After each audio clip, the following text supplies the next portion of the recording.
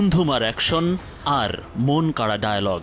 जिसका दिल पत्थर का हो उसको फर्क नहीं पड़ता। 2018 সালে মুক্তি পায় প্যান ইন্ডিয়া সিনেমা কেজিএফ। স্বর্ণের খনি দখল নিয়ে যে কাহিনী, তার ধারাবাহিকতা ছিল সিকুয়েলও। Violence violence violence. কেজিএফ 2-তে দেখানো হয় স্বর্ণের জোরে ক্ষমতার দাপট। बिजनेस करेंगे। টিম 360 ডিগ্রি কোনো সিনেমার রিভিউ বলতে আসেনি, দর্শকদের জানাতে এসেছে দেশি এক কেজিএফের গল্প, যার শুরু প্রায় 1 যুগ আগে। সিনেমা কেজিএফে ছিল স্বর্ণের খনি, আর দেশের এই কেজিএফে আছে দুর্নীতি, অনিয়ম আর টাকার অপচয়। কৃষি গবেষণা ফাউন্ডেশন, সংক্ষেপে কেজিএফ, এই নামেই কৃষি খাতের সংশ্লিষ্টরা চেনে এই সংস্থাকে, যার কাজ কৃষি গবেষণা ও উন্নয়নে নিরন্তর আর্থিক ও কারিগরি সহায়তা প্রদান। আমি তো ওই যে রোড ম্যাপ তৈরি করে দিয়েছিলাম যে এর মধ্যে কাজ হইতে হবে, কাজ সেইভাবেই হচ্ছিল। ডক্টর মোহাম্মদ আব্দুর রাজ্জাক, বাংলাদেশের কৃষি খাতে শ্রদ্ধেয় ব্যক্তিত্ব।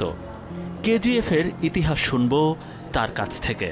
বাংলাদেশ সরকারেরই একটা ইয়া ছিল যে তোমরা আমাদেরকে কেজিএফ এর মতো এরকম একটা সংস্থা যদি আমরা করি তাইলে তোমরা সাপোর্ট করবে কিনা। তখন বিশ্বব্যাংক বলে যে করব। 7 সালে এর গঠনতন্ত্রটা প্রণয়ন করা হলো এবং সেটা কোম্পানি অ্যাক্টে RJC-তে রেজিস্ট্রেশন হলো। বিশ্বব্যাংকের সাথে কথা ছিল, চুক্তি ছিল অর্থ মন্ত্রণালয়ে যে 350 কোটি টাকা একটা বেসিক সিড মানি দিবে এই সরকার কেজিএফকে। তারপরেই তাদের যাত্রা শুরু এবং তারা বাংলাদেশ কৃষি গবেষণা কাউন্সিলের সাবেক চেয়ারম্যান ডক্টর ওয়াইস কবির, তিনিও ছিলেন প্রতিষ্ঠাকালীন সময়ের নানা পদক্ষেপে। 350 কোটি টাকা ব্যাংকে থাকবে এবং এই ব্যাংকের টাকার বিনিয়োগ করেই তোমরা গবেষণা চালাবে। কিন্তু তারা আবার একটা উপায় দিল, সেটা হচ্ছে যে আমরা তোমাদের NATP যে প্রকল্পটা সেটা চালাতে থাকবো, এর মধ্যে এই ব্যাংকের টাকাটা স্ফীত হবে, আরও বাড়বে।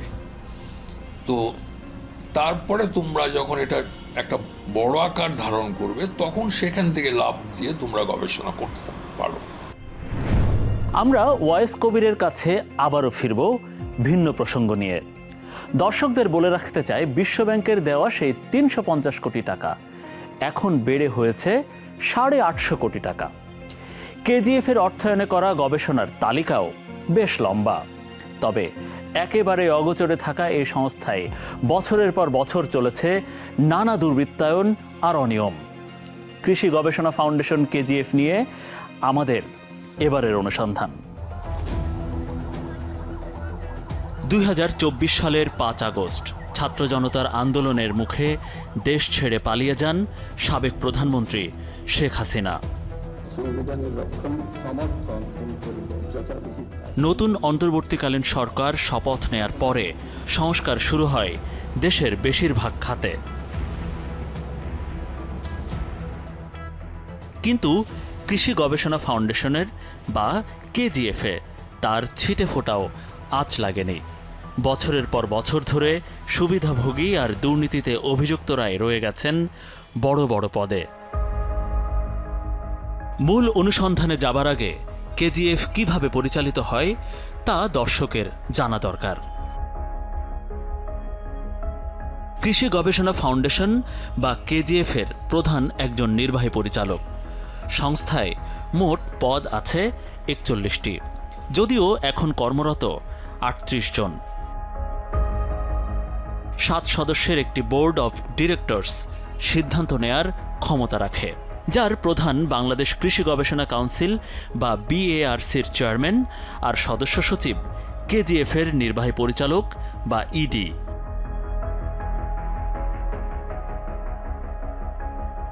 15 সদস্যের আরেকটি জেনারেল বডি আছে, তারও প্রধান BARC-র চেয়ারম্যান আর সদস্য সচিব কেজিএফের ED।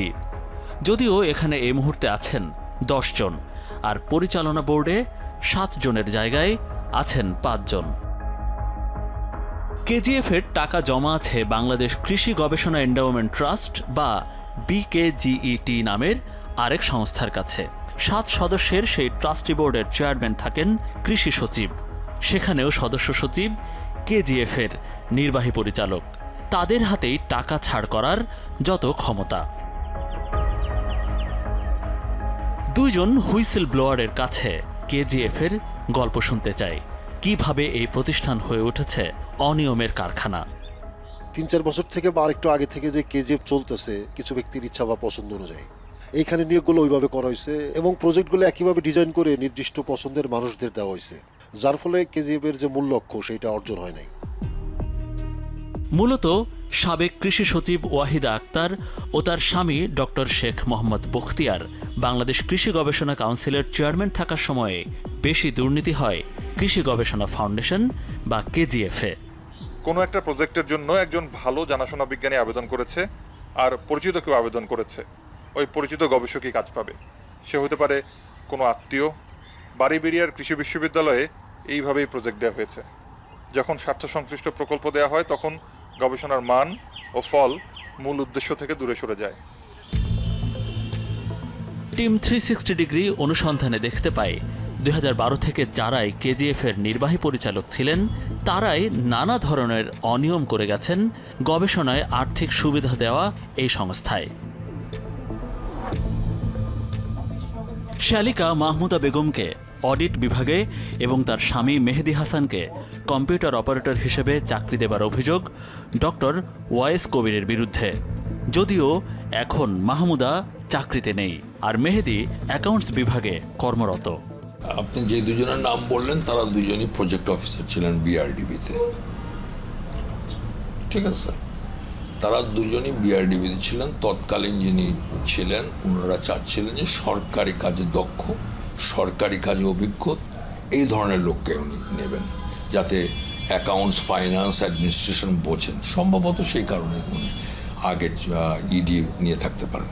মানে আপনি থাকা অবস্থায় কোনো ধরনের নিয়োগ আমি দিইনি। এই সংস্থায় সবচেয়ে আকর্ষণীয় বিষয় বেতন।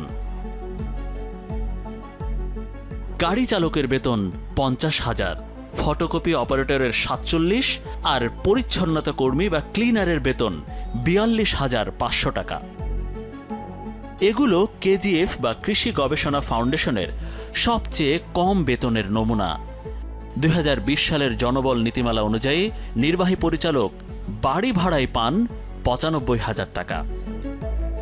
বাকি পদেও আকর্ষণীয় বেতন ভাতা পান এই সংস্থার সবাই, যা সরকারি চাকরিকেও পেছনে ফেলে দিয়েছে। গত বছর মে মাসে নিজেদের বেতন আরও 1 দফা বাড়িয়ে নিয়েছেন কেজিএফ এর শীর্ষ কর্মকর্তারা। টাকা তুলে নেয়ার পরও খোঁজ নেই কয়েকটি প্রকল্পের। কিভাবে, কোথায় গেল সেই টাকা, সেই সব তথ্য জানাবো আপনাদের। তবে তার আগে নিচ্ছি ছোট্ট একটা বিরতি।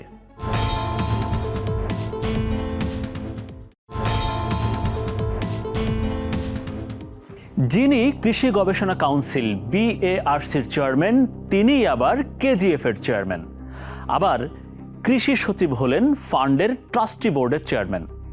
তাহলে আগস্টের পর পদ হারানো সাবেক কৃষি সচিব এবং তার স্বামী ডক্টর শেখ মোহাম্মদ বখতিয়ারের আমলে কেজিএফে কি হয়েছে তা সহজেই ধারণা করা যায়। সরকার পরিবর্তনের আগের দিন খামারবাড়ি মোড়ে নিজেদের দলপ্রীতি দেখাতে একাট্টা হয়েছিলেন কেজিএফ এর কর্মকর্তারা। শেখ হাসিনায় আস্থা শিরোনামে ওই সমাবেশে নেতৃত্ব দেন BARCর তৎকালীন চেয়ারম্যান শেখ মোহাম্মদ বখতিয়ার। ছিলেন কেজিএফ এর টেকনিক্যাল স্পেশালিস্ট শাহরিনা আক্তার। কেজিএফ এর 38 জন কর্মকর্তা কর্মচারীর 36 জনই এই শাহরিনার বিরুদ্ধে ক্ষমতার অপব্যবহার, দুর্নীতির লিখিত অভিযোগ করেন গত আগস্টে।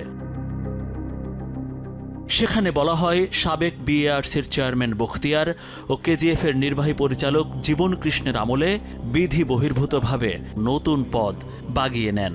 যখনই যে চেয়ারম্যান আসছে বোর্ডের, সে ইনফ্লুয়েন্স করার শুরু করছে। তারপরে বিভিন্ন ডিসিশন দেখা যায় যে এক ধরনের হয়তো ডিসিশন হওয়ার কথা মিনিটসে অন্যরকম কিছু রিফ্লেক্ট করে, এরকম বোঝা গেছে অনেক সময়। এখানেই শেষ নয়। নিয়মে না থাকলেও জীবন কৃষ্ণ বিশ্বাসের নির্বাহী পরিচালক থাকার সময়ে লামসাম গ্রান্ট নামে প্রকল্প গ্রহণ করে দেদারসে দুর্নীতির অভিযোগ আছে। উদাহরণ হিসেবে বলা যায়, গবেষণা আগে হয়েছে অথবা কপি হয়েছে এমন এক সফটওয়্যারের কথা। রোবাস্ট নামের ওই সফটওয়্যারের জন্য রেজাউল হক নামে এক ব্যক্তির সাথে 5 লাখ টাকার চুক্তি হয়। সেই টাকাও শোধ করে কেজিএফ, যদিও সেই সফটওয়্যার কখনো পায়নি সংস্থাটি। ওই কোম্পানির সাথে চুক্তিতে কাফরুলের যে ঠিকানা দেওয়া হয়, সেখানে যেতে চায় টিম 360 ডিগ্রি।183 নম্বর পূর্ব কাফরুলের ওই বাসায় খুঁজে রেজাউল হক নামের কারও অস্তিত্ব মেলেনি। বাড়ির মালিকপক্ষের সাথে কথা বলেও ওই নামে কাউকে পাওয়া যায়নি। সফটওয়্যার ইঞ্জিনিয়ার, আপনাদের বাসায় কোনো সফটওয়্যার ইঞ্জিনিয়ার? না না না, এই বাসায় বাপ বেটা দুজনে ইয়ে করে, দুইজন। এমনকি দাপ্তরিক কাগজে দেওয়া ফোন নম্বরও বন্ধ পাওয়া যায়। আপনার ডায়ালকৃত নম্বরে এই মুহূর্তে সংযোগ প্রদান করা সম্ভব হচ্ছে না। পরে বাড়ির মালিকের সাথে ফোনে কথা হয় টিম 360 ডিগ্রির। রেজাউল হক সফটওয়্যার ইঞ্জিনিয়ার, এই নামে 4-5 বছরের মধ্যে আপনার বাসায় কেউ থাকতো? সফটওয়্যার ইঞ্জিনিয়ার না, আমার জানা মতে নাই।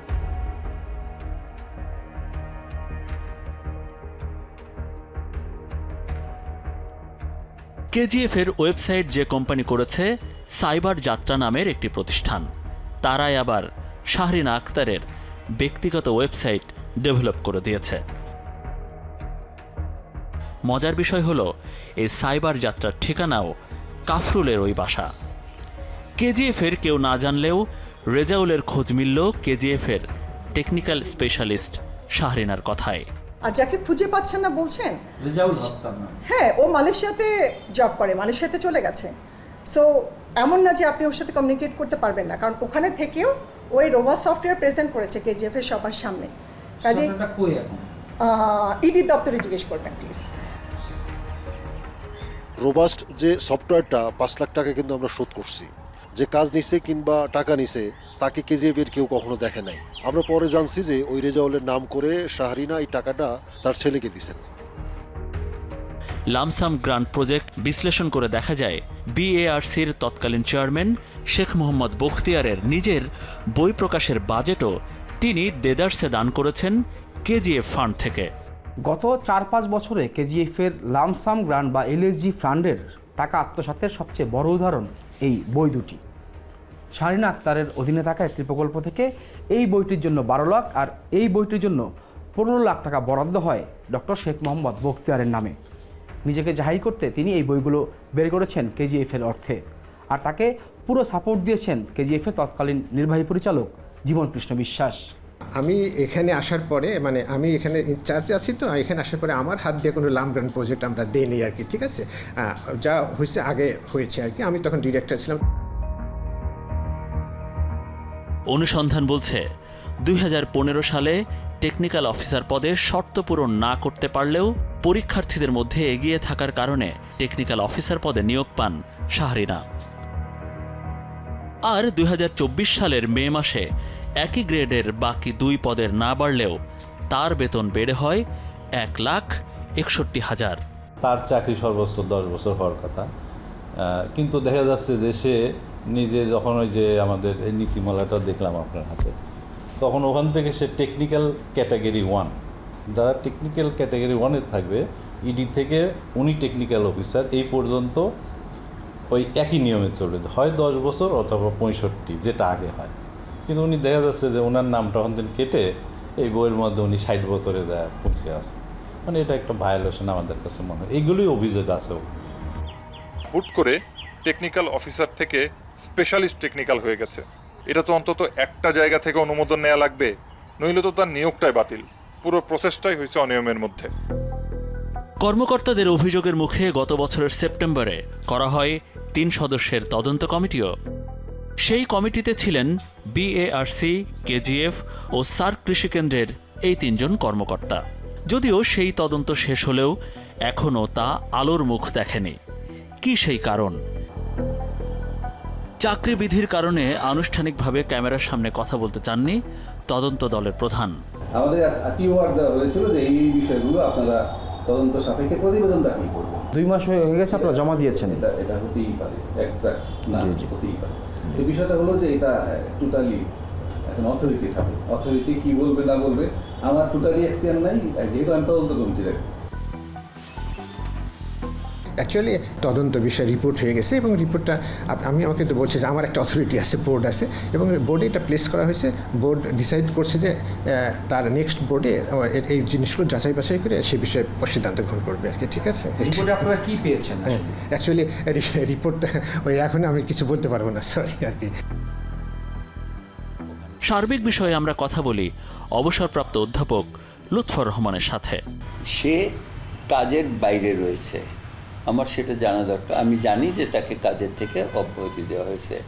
আমি ইডিকে বললাম, যদি আমি চিঠি দিয়ে ইডিকে বলি যে আমার এই টিমের জন্য, কাজের জন্য একজন লোক দরকার, এবং আমি মনে করি শাহরিনাকে যদি এই কাজের জন্য, যেহেতু সে ফ্রি আছে টেম্পোরারিলি, সেহেতু এই কাজের জন্য যদি আমাকে দেওয়া হয় তাহলে সেই কাজটা আমাকে হেল্প করবে। কি জন্য? Drafting and other things. আমরা মুখোমুখি শাহরিনা আখতারের। সবকিছু ষড়যন্ত্র বলে দাবি তার। আমার এগেনস্টে কেন সবাই? ওই যে আপনি তুলে ধরেছেন, আমি তো আমার বেতনটা বাড়িয়ে নেওয়ার কেউ না ভাইয়া। কাউকে ইউজ করেছি, চেয়ারে যে থাকে কেন, ওনাদের কোনো বোধশক্তি নাই? কেজিএফ বোর্ড থেকে পাশ, এমন না যে যিনি চেয়ারে বসে আছেন উনি ওনার ইচ্ছা মতো কিছু করতে পারেন। কেজিএফ এটা সম্ভব না। 5 আগস্টের আগে জোর করে দলীয় কর্মসূচিতে নেওয়া হতো বলেও দাবি শাহরিনার। কারণ উই আর ফোর্স টু, আমাদেরকে রুমে এসে নিয়ে যাওয়া হয়েছে। আমার ওই দিন একটা ট্রেনিং চলছিল, এখানে ট্রেনিং বিল্ডিংয়ে একটা ট্রেনিং চলছিল। ট্রেনিংয়ে ইনস্ট্রাকশনটা যায় এখান থেকে সবাইকে নিয়ে নিচে নামতে। আমাদেরকে আপনারা যেটা নিয়ে কাজ করছেন সরাসরি বুঝতেছেন, তখন কে মাথা ছিল, কার ভয় হচ্ছে কি পুরো এগ্রিকালচার তটস্থ ছিল। ওই যে বললাম আমি আপনাকে কোনোভাবে কোনো নাম উচ্চারণ করব না। শেখ মোহাম্মদ বখতিয়ারের অন্যতম সহযোগী ছিলেন প্রায় 3 বছর কেজিএফের নির্বাহী পরিচালকের দায়িত্ব পালন করা জীবন কৃষ্ণ বিশ্বাস। তার কাছেও জমা অনেক প্রশ্ন। সরাসরি ক্যামেরার সামনে আসতে না চাওয়ায় ফোনে তার কাছে অনিয়মের উত্তর জানতে চায় টিম 360 ডিগ্রি। এ ব্যাপারে এখন কথা বলার কিছু নেই। কি কার্যক্রম, আপনি নিয়ম আর অনিয়মের কি বুঝেন? আমি যেভাবে কাজ করে আসছি, আমার অতীত ইতিহাস দেখেন, সেইভাবেই কাজ করছি। কিন্তু আপনার সময়ে এই যে বখতিয়ার সাহেব 86 লাখ টাকা দিয়ে বই করছে কেজিএফ এর ফান্ডে, এটা কি? আরে বাবা, বইগুলো তো প্রয়োজনীয়, আর ওই বইগুলো সব কেজিএফ এর বোর্ড আছে, হ্যাঁ, বোর্ড অনুমোদিত এগুলো। কিন্তু আপনার সময় তো এখানে ফান্ড অনেক কিছু এদিক ওদিক গেছে। আরে বাবা, ফান্ড কি তিল পরিমাণ এদিক ওদিক হয় নাই, আমাকে জানেন, তারপরে কথা বলেন। এত অনিয়ম করেও জীবন কৃষ্ণরা কাদের ছত্রছায়ায় বেড়ে ওঠেন, নিজেদেরকে প্রতিষ্ঠানের চেয়েও বড় ভাবেন। সেই কৃষি সচিব কিংবা শেখ মোহাম্মদ বখতিয়ারেরও বা কি হলো? নিজেকে জাহির করতে সরকারি প্রতিষ্ঠানের টাকা খরচ করাই বা এর বিচার কি? ফিরব আরও একটা বিরতি নিয়ে।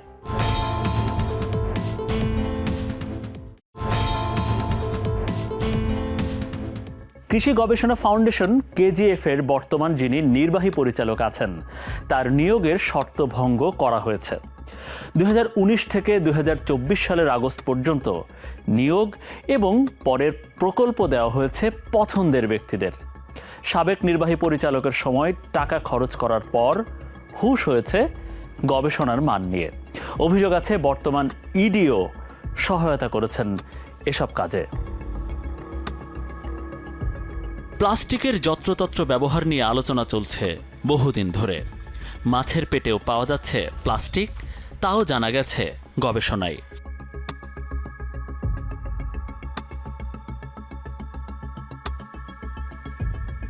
2022 সালে কেজিএফ থেকে 28 লাখ টাকার 2 বছরের একটি প্রকল্প পাশ হয়, যার বিষয় ছিল দেশের 10টি নদীর বিভিন্ন স্থান থেকে মাছ সংগ্রহ করে প্লাস্টিকের নমুনা পরীক্ষা করা, যে গবেষণার মেয়াদ আগামী 30 মে পর্যন্ত। শেরেবাংলা কৃষি বিশ্ববিদ্যালয়ের অ্যাকোয়াকালচার বিভাগের শিক্ষক মীর মোহাম্মদ আলীর সেই গবেষণাতেও জড়িত ছিলেন শাহরিনা আক্তার। 1 বছর কাজের পর নিজেদের বাৎসরিক রিপোর্ট জমা দেন ওই শিক্ষক। যদিও গত মার্চে সেই গবেষণার মূল্যায়ন করার সময় বাংলাদেশ কৃষি বিশ্ববিদ্যালয়ের অধ্যাপক হারুনুর রশিদ বলেন, যোগ্য প্রশিক্ষণ ছাড়াই এই গবেষণার কাজ হয়েছে এবং নমুনা গ্রহণের নিয়মকানুনও মানা হয়নি।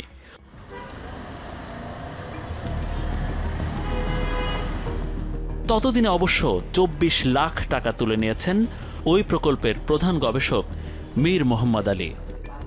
গবেষণার নামে কেজিএফের টাকা খরচের বিষয়ে টিম 360 ডিগ্রি মন্তব্য জানতে চায় সেই শিক্ষকের। কাজ শেষ হলে পুনরায় মূল্যায়ন বদলে যাবে বলে দাবি করেন এ শিক্ষক। 1 বছরের এটা রেজাল্ট নিয়ে যে এই রেজাল্ট সন্তোষজনক না, এই জায়গায় আমি বলবো এই 1 বছরে আমার মূল টার্গেটই ছিল আমার স্যাম্পলগুলো বেসিক্যালি কালেকশন করা। এরপরের যেই কাজগুলো আমি করেছি এটা কিন্তু আমি এই রিপোর্টে দেই নাই। এই সব সিচুয়েশনে হচ্ছে আমাদের ওই টাইম এক্সটেনশনের কথা বলে, যেটাকে বলে নো কস্ট এক্সটেনশন, যে আমি আর টাকা চাবো না, কিন্তু যেহেতু দেশের এই সিচুয়েশন ছিল, এই সিচুয়েশনে আমি এটাকে মানে যেহেতু অ্যানালাইসিস বা এই জিনিসগুলো বাকি আছে, আমার তো আর ফিল্ডে যাওয়া লাগছে না, তার মানে আমার আর ওই খরচটা লাগছে না। তাহলে আমি মনে করি যে এই কাজটা এই সময়ের মধ্যে করে দেওয়া সম্ভব।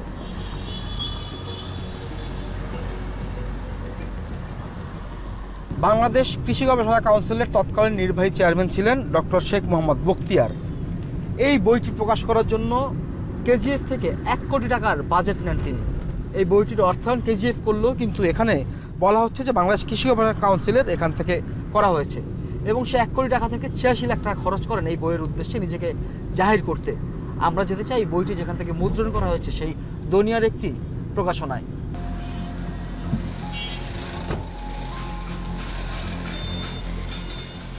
রাজধানীর দনিয়া এলাকায় কথা এন্টারপ্রাইজ সাধারণত সরকারি ও বিভিন্ন সংস্থার বই ও প্রকাশনা ছাপায় এই প্রতিষ্ঠানটি। ওই যে আপনারা ছাপাইছিলেন এই বইটা, কত কপি ছাপাইছিলেন সেটা অথবা কেমন বাজেট ছিল এটা জানার জন্য আসছে। তো 20 না 21 বানাইছিলাম, 21 বানাইছিলাম। ক্যামেরার সামনে শেখ বখতিয়ার নিয়ে তার মন্তব্য ছিল চাঞ্চল্যকর। 3000 কপি, আমার মনে হয় প্রায় 5-6 মাস প্রুফ এডিশন এটা সেটা করতে সময় লেগে গেছে।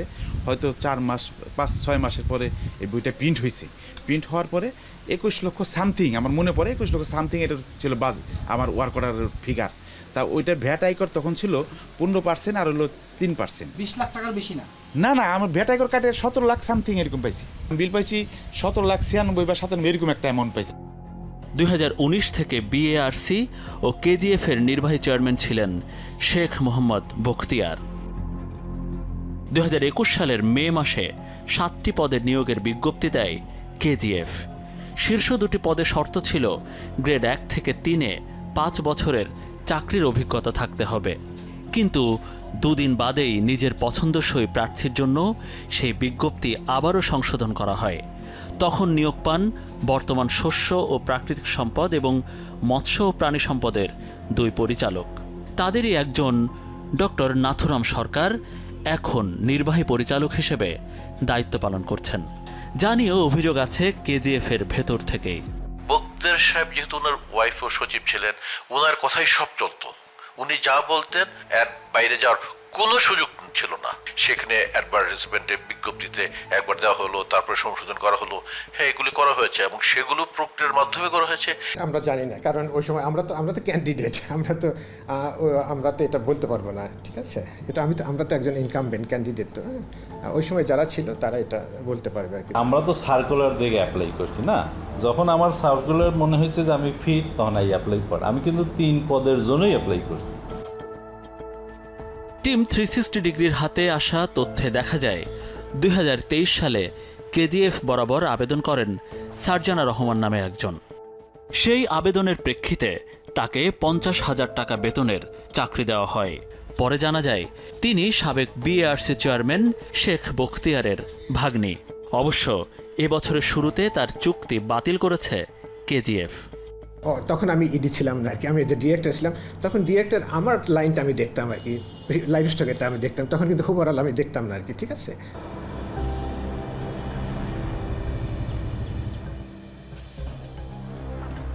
বিএআরসির ভবনে 7ম তলায় নিজেদের খরচে নতুন দপ্তর বানাচ্ছে কেজিএফ।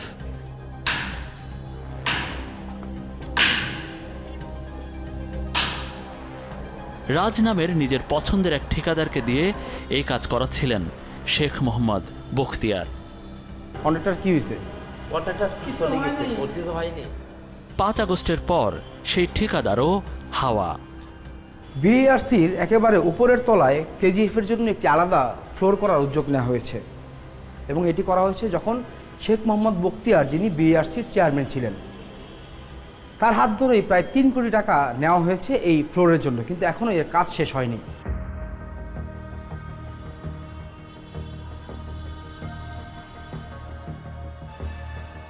এসব বিষয় নিয়ে বিএআরসির নির্বাহী চেয়ারম্যানের দপ্তরে টিম 360 ডিগ্রি।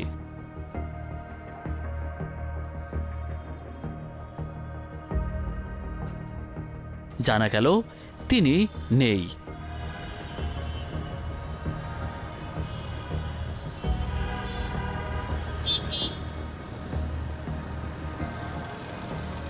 আমার তো চেয়ারম্যানকে দরকার, চেয়ারম্যানের পদ দরকার। 2 দিন পর আবারও গেলে তার পক্ষ থেকে লিখিত প্রশ্ন নেন ব্যক্তিগত সহকারী। এগুলো তো চেয়ারম্যানেরই আসলে বক্তব্য দেওয়ার কথা। যদিও প্রশ্ন দেখার পরে জানান 2 সপ্তাহ পরে সময় দিতে পারবেন কিনা তা জানাতে পারবেন। ওই যে উনি 15 দিন পরে আপনাদের সাথে আমি আবার কথা বলবো চেয়ারম্যানের সাথে, যদি উনি সময় দেয় তাহলে আপনাকে জানানো হবে। মোবাইলে কথা বলার জন্য বারবার যোগাযোগ করেও সাড়া মেলেনি নাজমুন নাহারের।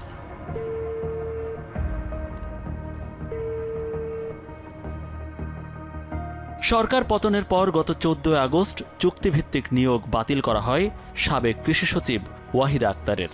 3 দিন পর বাতিল করা হয় তার স্বামী বিএআরসির চেয়ারম্যান শেখ মোহাম্মদ বখতিয়ারের চুক্তি। এরপর থেকে কোথাও নেই এই দম্পতি, প্রকাশ্যেও দেখা যায়নি একবারের জন্যও।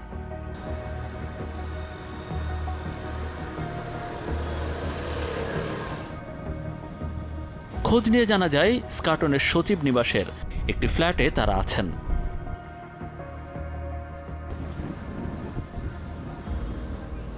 সবাই সচিব, সবাই সিনিয়র সচিব, যদি কেউ আসে কেস তারাও অ্যাপয়েন্টমেন্ট নিয়ে আসে। বাসা থেকে কি বলবো?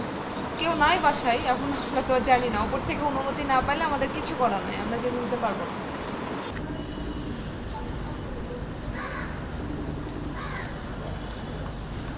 নিউ স্কাটন রোডে যে সচিব নিবাস করা হয়েছে সেখানেই বসবাস করছেন সাবেক কৃষি সচিব এবং তার স্বামী ডক্টর শেখ মোহাম্মদ বখতিয়ার।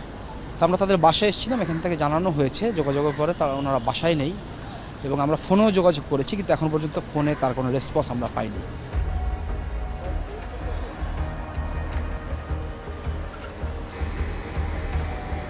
সার্বিক বিষয়ে বিকেজিইটি চেয়ারম্যান ও কৃষি সচিবের কাছে লিখিত প্রশ্ন পাঠায় টিম 360 ডিগ্রি। 3 সপ্তাহ ধরে তার সাক্ষাতের চেষ্টা করেও ফলাফল আসেনি। জীববৈচিত্র্য রক্ষায় কাজ করা আরণ্যক ফাউন্ডেশনে প্রায় 1.5 যুগ নির্বাহী পরিচালক হিসেবে কাজ করেছেন ফরিদ উদ্দিন আহমেদ। সম্প্রতি ফরিদ কেজিএফের টাকা ছাড়কারী সংস্থা বিকেজিইটিতে যুক্ত হয়েছেন পরামর্শক হিসেবে। প্রথম যেটা আমার কাছে মনে হয়েছে, এত স্টাফ কেন? 2 নম্বর যখন দেখলাম সেখানে 7টা গাড়ি, আমি বললাম যে ভাই আপনারা কি ট্রান্সপোর্ট ব্যবসা করেন নাকি, গাড়ি ভাড়া দেন নাকি? বলে যে না, গাড়িতে লাগে।